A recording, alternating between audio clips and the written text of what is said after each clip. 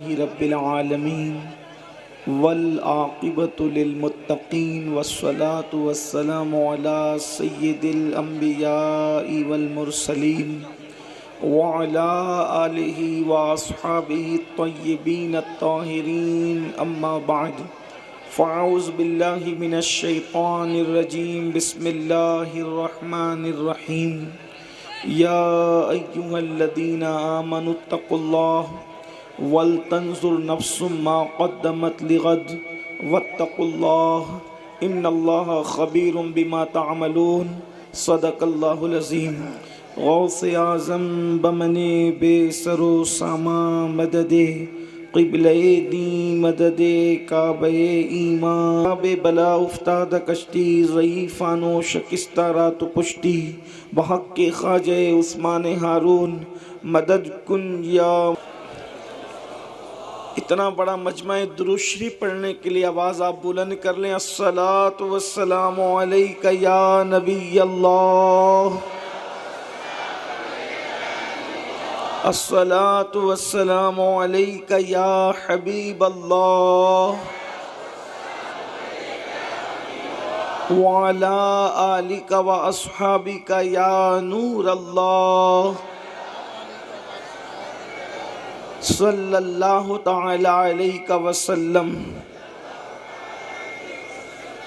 راہ پرخار ہے کیا ہونا ہے، راہ پرخار ہے کیا ہونا ہے، پاؤں افگار ہے کیا ہونا ہے، تیرے بیمار کو میرے عیسیٰ غش لگاتار ہے کیا ہونا ہے، دور جانا ہے رہا دن تھوڑا کوچ تیار ہے کیا ہونا ہے، کل وہاں دید کا دن آج یہاں آنکھ بیکار ہے کیا ہونا ہے، آنکھ بیکار ہے کیا ہونا ہے، اوروں سے چھپ کے کیے جس کے گناہ، اوروں سے چھپ کے کیے جس کے گناہ وہ خبردار ہے کیا ہونا ہے، وہ خبردار ہے کیا ہونا ہے، اور کیوں رضا کڑتے ہو ہنستے اٹھو، کیوں رضا کڑتے ہو ہنستے اٹھو، جب وہ غفار ہے کیا ہونا ہے، جب وہ غفار ہے کیا ہونا ہے۔ آج کی یہ محفل بڑی خوبصورت محفل، یہاں کے لوگوں نے بڑی محنت مشقتوں کے ساتھ سجایا۔ اللہ تبارک و تعالی ان سب کی محنتوں کو، ہمارے امام صاحب اور ان کے رفقا کی محنتوں کو شرف قبولیت عطا فرمائے۔ میں نے آج آپ کے سامنے سورۃ الحشر سے ایک آیہ کریمہ کی تلاوت کرنے کا شرف حاصل کیا ہے۔ اللہ تبارک و تعالی اس کے متعلق مجھے حق کہنے اور آپ سب کو حق سن کر اس پر عمل کرنے اور اسے عام کرنے کی توفیق عطا فرمائے۔ میرے بھائیوں، ہم مسلمان ہیں، الحمدللہ ہم مسلمان ہیں، اور مسلمانوں کا یہ بنیادی عقیدہ ہے۔ مسلمان کسی بھی خطے کا ہو، کسی بھی قبیلے کا ہو، کسی بھی علاقے کا ہو، ہر مسلمان کا بنیادی عقیدہ ہے، بلکہ مسلمان رہنے کے لیے یہ عقیدہ ہے۔ بندہ اس وقت تک مسلمان مانا نہیں جائے گا، بندہ اس وقت تک مسلمان کہلائے گا بھی نہیں، بندہ اس وقت تک مسلمانوں میں شمار نہیں ہوگا جب تک اس کا یہ عقیدہ نہ ہو جائے کہ ایک دن مرنا ہے، اور مرنے کے بعد ہمیں اٹھنا ہے، اور مرنے کے بعد اٹھنا ہے، اور پھر اللہ کی بارگاہ کے اندر ہمیں کھڑے ہونا ہے، اللہ کی عدالت میں کھڑے ہونا ہے، اور خدا کی عدالت میں کھڑے ہو کر پھر انسان کو اس کے اعمال کے حساب سے جواب دینا ہے۔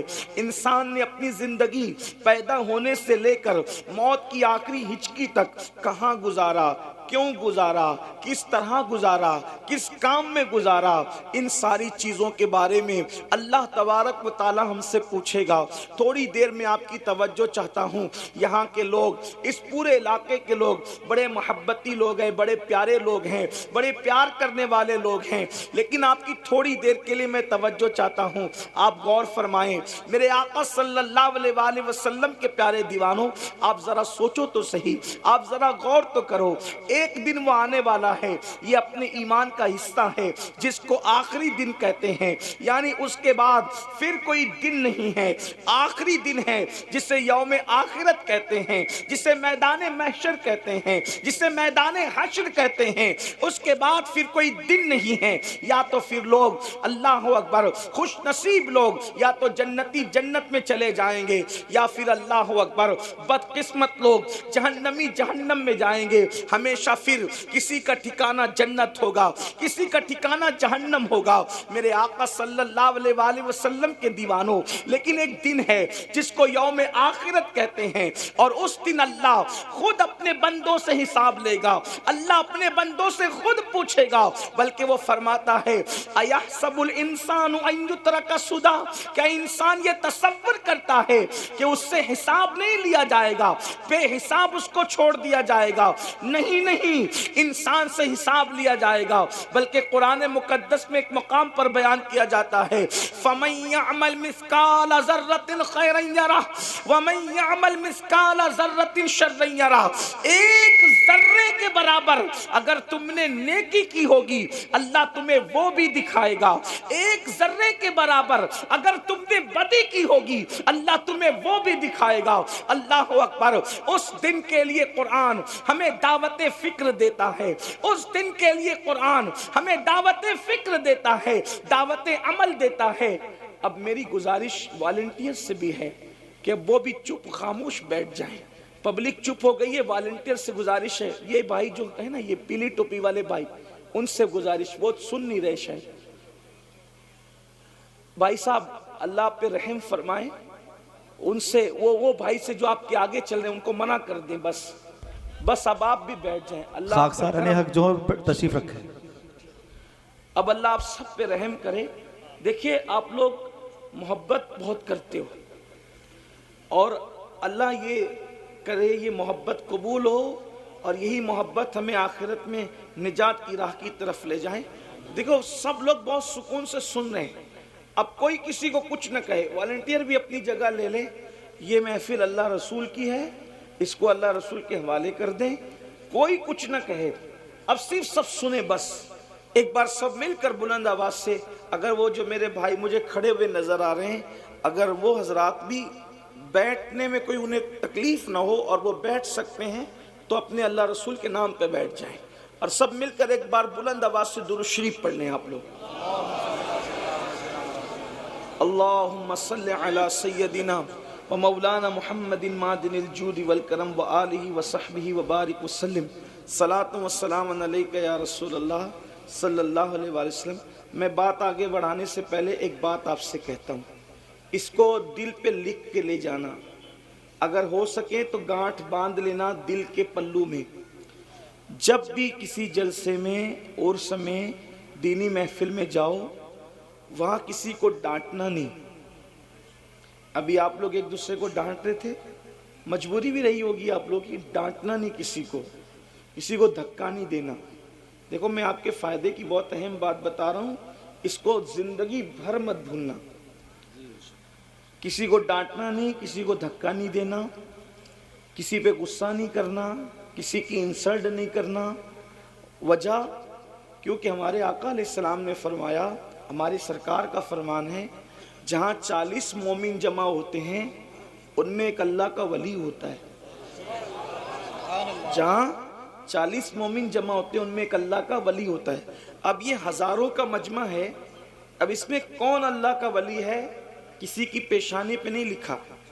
اب آپ نے کسی کو ڈانٹا تو ہو سکتا وہی ولی ہو، آپ نے کسی کو دھکا دیا ہو سکتا ہے وہی ولی ہو۔